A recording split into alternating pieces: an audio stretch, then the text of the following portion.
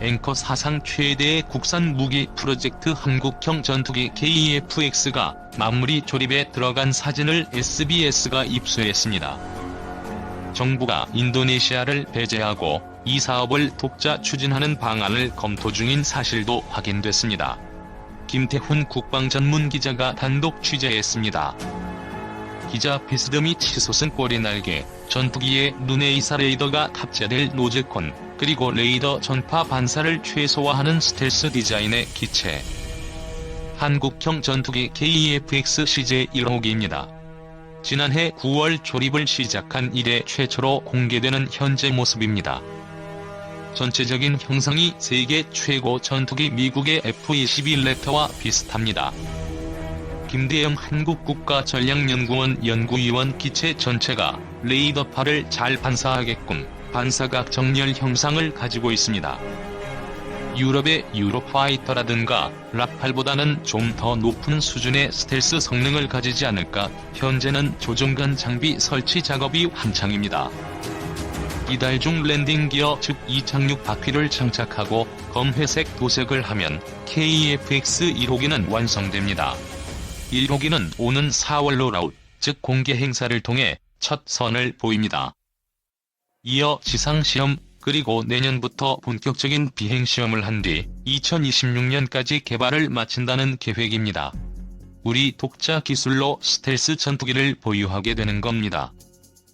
기술적 난관을 하나씩 넘고 있는 가운데 사업의 걸림돌로 떠오른 건 20% 지분 참여 중인 인도네시아의 분담금 미납입니다. 지난 일요일 서욱 국방장관과 강은호 방사청장이 이 문제를 협의한 것으로 확인됐는데 1조 5천억 원의 분담금을 정부와 개발업체인 한국항공우주산업이 일정 비율로 나눠 부담하는 방안을 검토한 것으로 알려졌습니다. 이 모습 드러낸 4.5세대 전투기 KF-X. 아시아 경제 양락규 군사 전문기자 국내 기술로 개발된 한국형 전투기 CJ1호기가 다음 달 공개된다. 2001년 김대중 대통령이 공군 사관학교 졸업식에서 국산 전투기 개발을 천명한 지 20년 만이다. 지난달 24일 찾아간 한국항공우주산업사 전공정에는 KF-X CJ1호기가 경납고에서 전투기의 모습을 갖추고 있었다. 표면은 도색을 하지 않아 노란색이었고 겉에는 복잡하게 얽히고 설킨 전기 배선들이 튀어나와 있었다. 하지만 외형은 미국 F-35의 스텔스 전투기와 비슷한 4.5세대 전투기처럼 날렵했다. 이상재 카이 고종익 생산실장은 CJ1호기의 도장은 F-15K와 비슷한 진회색으로 할 예정이라며 도장 작업 후 엔진을 다시 장착하고 랜딩 기어, 날개 등 각종 기능 점검을 하면 제작이 마무리된다고 말했다. KF-X는 시제기 출고식 이후 1년여의 지상시험을 거쳐 내년 7월께 첫 비행을 할 예정이다. KF-X는 최초의 국산 전투기답게 양산 단계에서 65%의 부품 국산화를 목표로 하고 있어 경제 파급 효과도 클 것으로 예상된다. 2015에서 2026년 인도네시아와 함께 추진하는 체계 개발에 8조 1천억 원, 2026에서 2028년 한국 단독으로 진행하는 추가 무장 시험에 7천억 원 등 사업 규모만 8조 8천억 원에 달한다.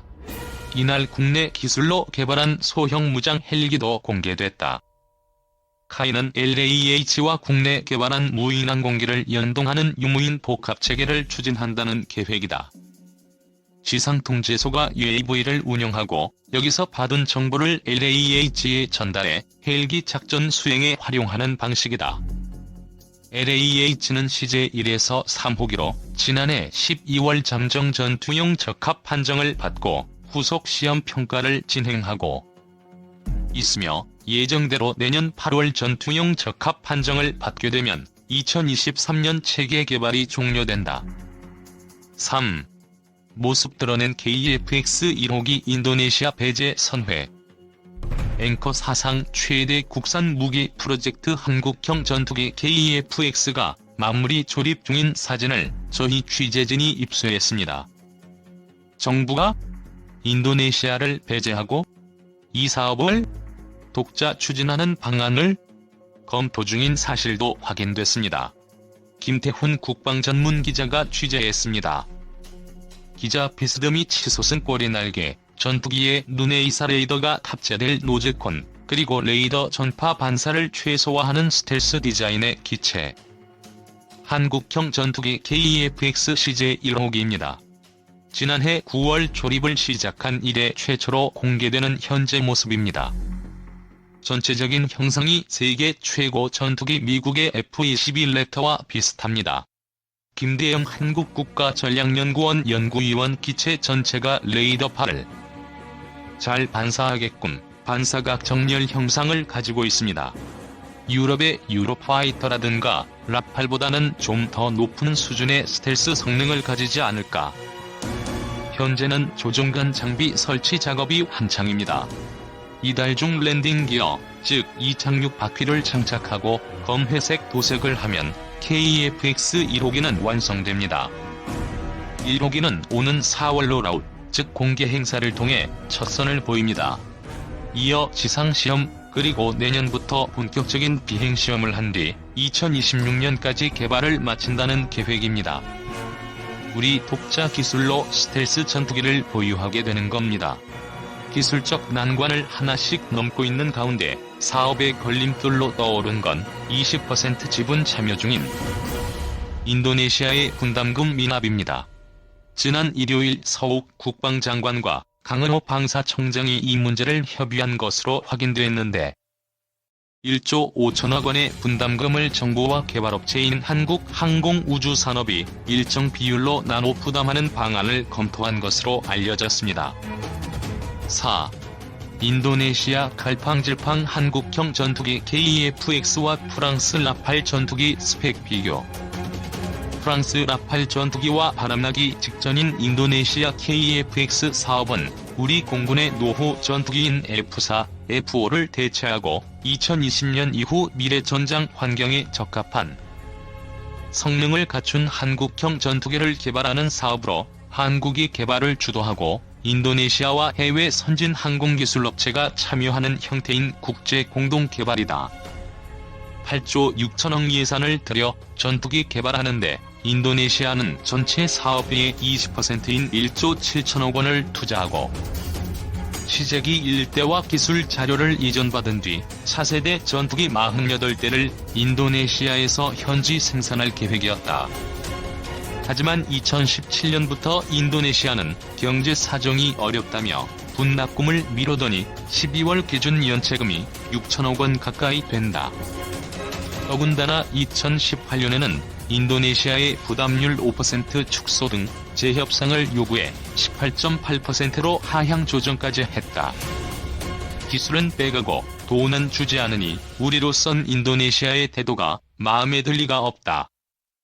그런데 최근 우리를 분노하게 만든 사건이 발발했는데 바로 인도네시아가 프랑스의 라팔 전투기 구매 계약을 앞두고 있다는 사실이다. 그동안 경제 사정이 어렵다며 분납금을 연체해오더니 기술 이전을 전제로 한 프랑스의 라팔 전투기 36대 구매 협상에 들어간 것이다.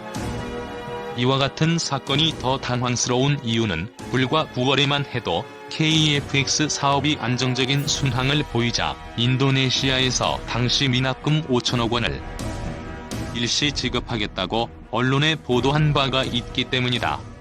그렇다면 우리는 인도네시아의 근본적인 변심 이유가 무엇인지 살펴볼 필요가 있다. 언론 자료를 찾아보니 대표적인 이유로는 크게 전투기의 성능과 전투기 인도 시기로 보고 있다. 그중 가장 궁금한 두 전투기의 성능을 알아보기 위해 각국의 방산업계 사이트를 찾아보았다. 라팔 전투기 vs 한국형 전투기 러페일 전투기 체원 날개 길이 10.9m, 길이 15.3m, 높이 5.3m, 자체 무게 10톤, 최대 출력 15톤, 최대 마하수 1월 8일, 최대 비행 고도 5만 핏. 라팔은 21세기 프랑스 공군과 해군의 주력기를 목표로 개발한 5mm, 즉 다목적 전투기로 공대공 및 공대지 임무 외에 정찰 그리고 전투기끼리 공중 급유까지 가능하며 심지어 핵 공격 능력까지 갖춘 뛰어난 성능을 갖추고 있다. 임무 수행 능력 공군 공공 우월성 정찰 근접 공중 지원 동적 타겟팅 공대지 정밀 타격 차단 대함 공격 핵 억제 공중 급유 공급 무기 시스템. 마이커 공대공 미사일 유럽의 대표적인 공대공 미사일로 시각적 범위 이상의 전투 상황에서도 멀티타켓 요격이 가능. 마이커는 무음 탐지기가 제공하는 독특한 요격 능력으로 다른 BVR 미사일을 능가 미티어 공대공 미사일. 차세대 공대공 미사일로 모든 기상 조건에서 민첩한 고속 제트기부터 소형 무인 항공 차량 및 순항 미사일에 이르기까지 다양한 목표물을 요격 가능. 스켈프 순항 스탠드오프 미사일. 스탠드오프 미사일은 전투기가 표적 지역의 타격 화력 범위를 충분히 벗어난 거리에서 발사할 수 있는 미사일. 스켈프는 내장된 컴퓨터를 통해 매우 정밀한 타격이 가능. 이외에도 라팔 전투기는 함정 타격하는 AM-39 엑소셋 대함미사일, 레이저 유도 폭탄, 분당 2,500발을 쏠 수 있는 기관총 등의 무기 시스템이 있다. 스마트 센서 FSO는 레이더 방해 신호의 영향을 받지 않으며 장거리 감지 및 식별, 해상 및 지상 표적에 대한 거리 제공. 테일리아스는 타겟팅 및 레이저 지정자 보드로서 미터 정밀도로 하루 종일 감시 및 레이저 지정 기능을 제공.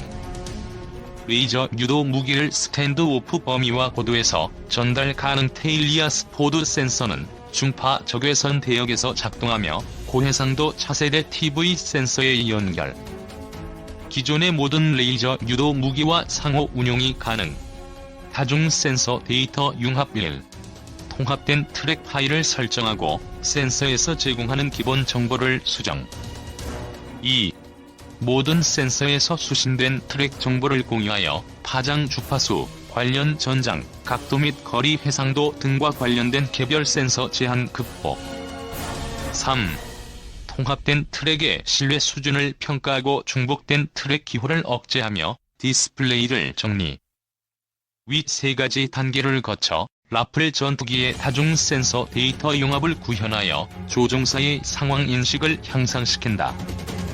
이외에도 표적 탐지 및 추적과 ED 지상지도 생성 등을 하는 AESA 전자식 스캐닝 레이더를 사용하여 여러 표적을 조기에 감지하고 추적하는 RB2 등도 있다.